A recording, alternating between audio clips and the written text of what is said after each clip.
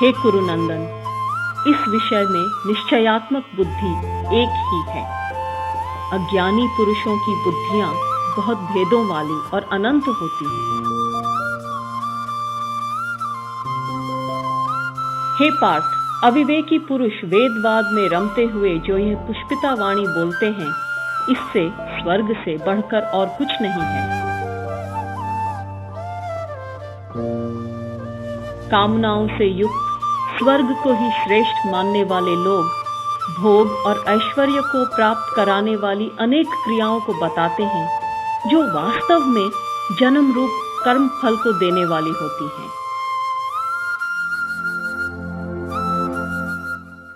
उससे जिनका चित्त हर लिया गया है, ऐसे भोग और ऐश्वर्य में आसक्ति रखने वाले पुरुषों के अंतःकरण में निश्चयात्मक बुद्धि नहीं होती, अर्थात वे ध्यान का अभ्यास करने योग्य नहीं होते।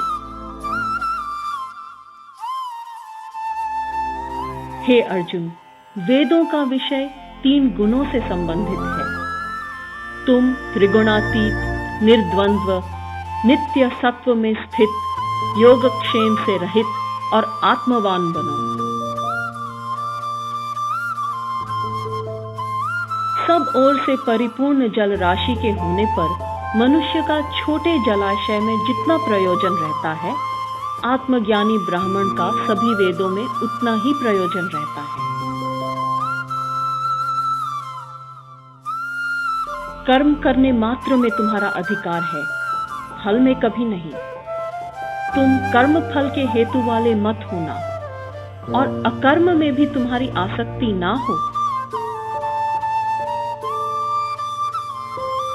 हे धनंजय, आसक्ति को त्याग कर तथा सिद्धि और असिद्धि में संभाव होकर योग में स्थित हुए तुम कर्म करो। ये संभाव ही योग कहलाता है।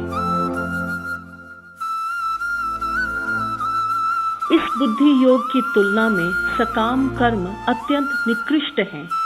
इसलिए हे धनंजय, तुम बुद्धि की शरण लो। फल की इच्छा करने वाले कृपण हैं। समत्व बुद्धि युक्त पुरुष यहाँ पुण्य और पाप इन दोनों कर्मों को त्याग देता है। इसलिए तुम योग से युक्त हो जाओ। कर्म में कुशलता योग है।